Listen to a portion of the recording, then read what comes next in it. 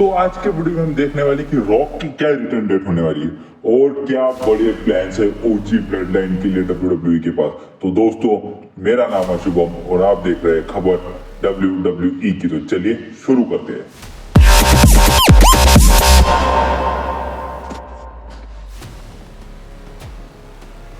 तो सबसे पहले हम बात कर लेते हैं, अगर आपने क्राउड जूल का इवेंट देखा होगा तो वहां ओपनिंग मैच थी कि सोलो सिकोआ और उनकी blood line versus Roman Reigns, Jimmy Uso और जे ऊसो थे। और क्यों रोमन रेंज को क्लीन पिन किया गया सोलो सिकोआ की तरफ से, तो उसके 2 या 3 मुख्य कारण सामने आए। सबसे पहली बात कि जो सोलो सिकोआ की ब्लड लाइन है उसमें कोई बड़ी स्टार पावर नहीं, जहाँ पे उनके विरुद्ध में रोमन रेंज और 2 ऊसोस थे। उनकी स्टार पावर 2 ओजी ब्लड लाइन से कहीं ज्यादा थी। इसकी वजह से शायद रोमन रेंज ने ही ये आइडिया पिच किया होगा कि मैं पिन लेता हूँ सोलो सिकोआ के खिलाफ। तो क्यों? क्योंकि फिर आने वाले सर्वाइवर सीरीज वॉर गेम में लोगों को भी इंतजार रहेगा कि रोमन रेंज कब अपना बदला लेंगे सोलो सिकोआ से। और इस वजह से सोलो सिकोआ की ब्लड लाइन है वो थोड़ी लीजेंडरी या फिर थोड़ी डेंजरस दिखाई देगी डब्ल्यूडब्ल्यूई टेलीविजन पे। इस वजह से शायद डब्ल्यूडब्ल्यू ने ये कदम उठाया कि वो रोमन रेंज जैसे बड़े सुपरस्टार को सोलो सिकोआ के खिलाफ क्लीन पिन देने के बारे में सोच सके। ठीक है, तो हमारे नेक्स्ट खबर सामने आ रही है कि गुंथर उनका वर्ल्ड टाइटल किसी दूसरे तीसरे सुपरस्टार की वजह से नहीं तो लुडविग काइजर की वजह से हार सकते हैं। तो डब्ल्यूडब्ल्यू के पास ऐसा प्लान है काफी दिनों से कि लुडविग काइजर को एक सिंगल रन दिया जाए और उन्हें मेन इवेंट सीन के लिए पुश किया जाए। तो क्यों? क्योंकि इससे पहले उन्होंने एलए नाइट के खिलाफ भी यूनाइटेड स्टेट चैंपियनशिप के लिए मेरे ख्याल से मैच लड़ा था या नहीं, और मैच लड़ा था चैंपियनशिप के लिए था या नहीं वो मुझे पक्का पता नहीं, वो आप मुझे कमेंट करके बताइएगा था या नहीं। तो उस मैच में भी उन्होंने काफी अच्छा परफॉर्म किया।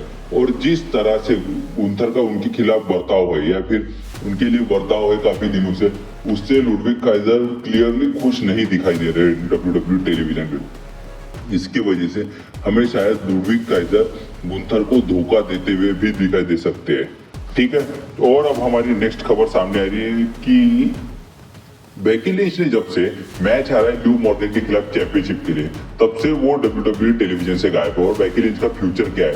तो कुछ लोग कह रहे हैं कि बेकी लिंच रिटायर हो चुकी है रेसलिंग से, तो ऐसा नहीं है। उन्होंने खुद डब्ल्यूडब्ल्यू से टाइम मांगा था और डब्ल्यूडब्ल्यू ने उनकी इस चीज की रिस्पेक्ट करते हुए उन्हें कुछ वक्त का टाइम दिया था डब्ल्यूडब्ल्यू टेलीविजन से ऑफ। और बेकी लिंच की कई सारी ऐसी फ्यूड्स है जो डब्ल्यूडब्ल्यू अभी ऑन टेलीविजन या ऑन स्क्रीन दिखा सकती है, दिखाना चाहती है। इस वजह से तो बेकी लिंच इतनी जल्दी रेसलिंग से रिटायर होगी मुझे तो ऐसा नहीं लगता। और उसके बाद बेकी लिंच ने कुछ दिनों पहले ही अपनी बुक पब्लिश की है द मैन करके, और वो उस बुक के प्रमोशन में बिजी थी। शायद इसकी वजह से भी उन्हें रेस्ट दिया गया है। क्यों? क्योंकि रेसलमेनिया के बाद से सेथ रॉलिंस और बेकी लिंच ने काफी ज्यादा काम किया था और उसके बाद से उन दोनों ही कपल्स को रेस्ट की जरूरत थी। और जैसे आपको पता है कि बेकी लिंच को एक लड़की भी है, तो वो शायद उनकी देखभाल में भी बिजी होगी। इस वजह से भी उन्होंने कुछ टाइम ऑफ लिया होगा डब्ल्यूडब्ल्यू टेलीविजन से। ठीक है, पर मुझे तो ऐसा नहीं लगता बिल्कुल भी कि बेकी लिंच इतने जल्दी रिटायर होने वाले हैं। ठीक है, तो उसके बाद जैसे आपको पता होगा कि गोल्डबर्ग ने खुद अनाउंस किया था कि 2025 उनका आखिरी रेसलिंग साल होगा। 2025 में अपना आखिरी रेसलिंग मैच लड़ेंगे डब्ल्यूडब्ल्यू में। तो कुछ लोग कह रहे हैं कि वो गुंथर के खिलाफ होगा, क्योंकि बैड ब्लड में गुंथर ने उनको टॉन्ट किया था और उस वजह से गोल्डबर्ग बैरिकेड पार करके गुंथर के ऊपर अटैक करने भी आए थे। तो डब्ल्यूडब्ल्यू का अभी तो फिलहाल ऐसा कोई प्लान नहीं है कि वो गुंथर के खिलाफ लड़ेंगे। और मेन बात, गोल्डबर्ग को शायद रेसलमेनिया मैच ना मिले रिटायरमेंट के लिए, शायद वो रॉयल नंबर में भी किसी सुपरस्टार के खिलाफ लड़ सकते हैं। अगर उनको रेसलमेनिया में रिटायरमेंट मैच मिल रहा है तो वो एक डबल रिटायरमेंट मैच भी हो सकता है। क्यों? क्योंकि एक तरफ होंगे जॉन सीना और एक तरफ होंगे गोल्डबर्ग। ये काफी अच्छा मैच होगा मेरे ख्याल से, मुझे भी ये मैच देखना है। लेकिन गुंथर और गोल्डबर्ग के फिलहाल तो डब्ल्यूडब्ल्यू के पास कोई प्लान्स नहीं है, लेकिन प्लान्स रेडी करने में डब्ल्यूडब्ल्यू को ज्यादा टाइम नहीं लगता। वो कभी भी प्लान बदल सकती है। क्यों?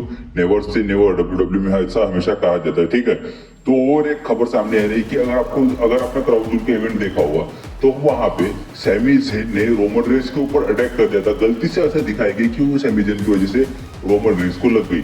तो क्या ये एक बिग प्लान है सैमी ज़ेन का कि टाइम पर रोमन रेंज को धोखा देने का? यानी जब तक रोमन रेंज एक ऐसी जगह पे नहीं पहुंच जाते तब तो बताएंगे सैमी ज़ेन कि हाँ भाई रोमन मैं तेरे साथ हूँ, हाँ भाई रोमन मैं तेरे साथ हूँ। और जब रोमन रेंज को सबसे ज्यादा मदद की जरूरत होगी तब सैमी ज़ेन धोखा देंगे रोमन रेंज को, वो टर्न कर जाएंगे रोमन रेंज के ऊपर और उनकी ब्लड लाइन के ऊपर। तो ऐसा कुछ प्लान्स तो सामने आ रहे हैं कि सैमी ज़ेन को एक प्रॉपर अब हील के कैरेक्टर में लाया जाए, क्योंकि काफी ज्यादा फिर सुपरस्टार हो चुके हैं डब्ल्यूडब्ल्यू रोस्टर पे और एक हील सुपरस्टार की जरूरत है। और रॉ पे एक ऐसा बड़ा हील सुपरस्टार भी नहीं है कोई जो जो मंडे नाइट रॉ को चला सके। अगर एक बड़ा हिल सुपरस्टार कहा जाए तो फिलहाल रॉ पे ब्रॉन्सन रीड के अलावा मुझे तो ऐसा कोई नाम याद नहीं आता कि जो एक प्रॉपर हील का कैरेक्टर निभा सके। ठीक है, अगर आपने आज का एनएक्सटी का शो देखा होगा तो वहाँ पे रिच हॉलैंड करके एक सुपरस्टार थे जो पहले ब्रॉलिंग रूज के भी मेंबर थे, फिर उनको एक सिंगल्स रन के लिए वापस एनएक्सटी में भेजा गया और वो फिलहाल एनएक्सटी चैंपियनशिप की फ्यूड में है। तो आप कहेंगे इसके बारे में भाई हमें क्यों बता रहे हैं? तो मेन बात कि डब्ल्यूडब्ल्यू के पास ऐसे प्लान्स है कि इनको नेक्स्ट ब्रॉक लेसनर या फिर ब्रॉक लेसनर की तरह पुश किया जाए। तो क्यों? सबसे मेन बात, ये ब्रॉक लेसनर जैसे लगभग थोड़े थोड़े दिखते हैं। अगर आपने इनका फेस कट देखा हो तो आप पॉज करके स्क्रीन पे देख सकते हैं।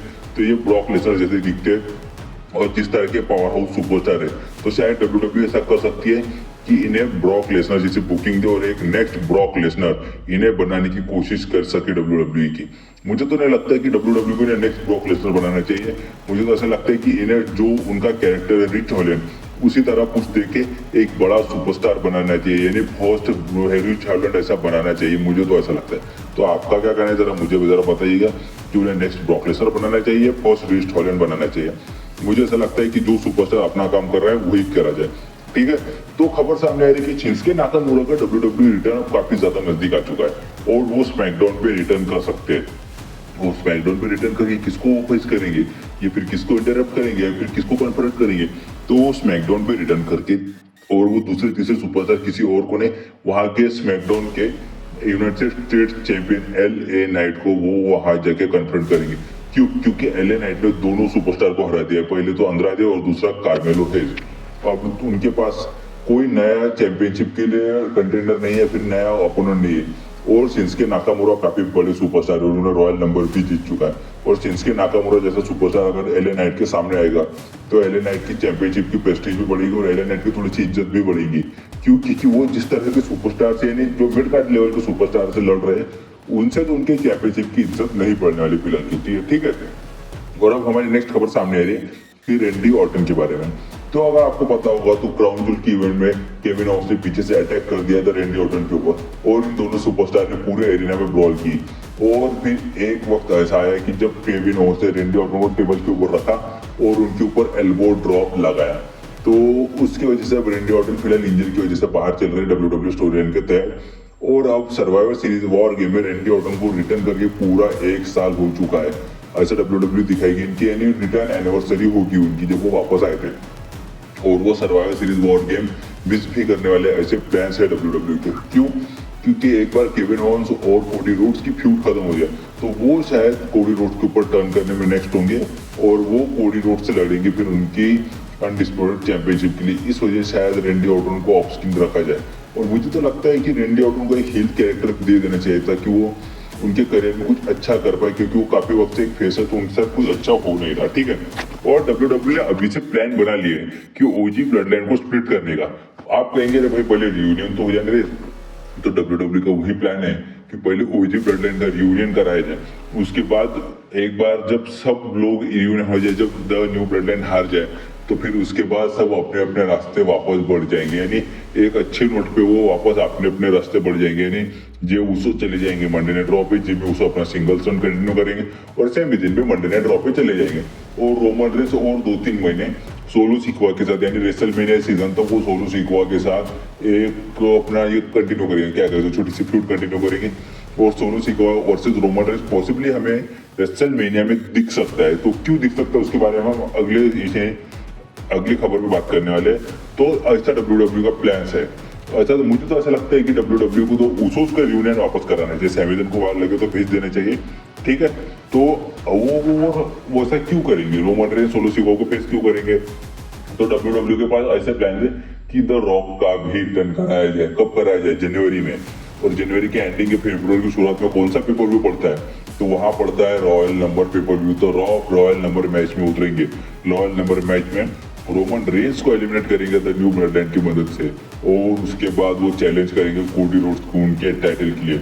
ऐसा डब्ल्यूडब्ल्यू का प्लान है। और फिर रेसलमेनिया 41 या 42 में कौन सी रेसलमेनिया देख लेना, तब हमें रॉक वर्सेस कोडी रोड्स का चैंपियनशिप के लिए मैच दिखेगा और वहाँ रॉक डिथ्रोन करते हुए दिख सकते हैं हमें कोडी रोड्स को, या फिर रोमन रेंज की मदद से कोडी रोड्स रॉक को हरा दे और अपना चैंपियनशिप को रिटेन कर ले, ऐसा भी हो सकता है। फिर उसके बाद हमें रॉक वर्सेस रोमन रेंज की फ्यूड देखने के लिए मिलेगी और फिर उसके अगले साल के रेसलमेनिया में हमें रॉक वर्सेस रोमन रेंज का मैच भी देखने के लिए मिलेगा। क्यों? क्योंकि ये मैच का भी लोग काफी टाइम से इंतजार कर रहे हैं। तो दोस्तों वीडियो यहीं तक था। वीडियो पसंद आया तो जरूर लाइक मारिएगा।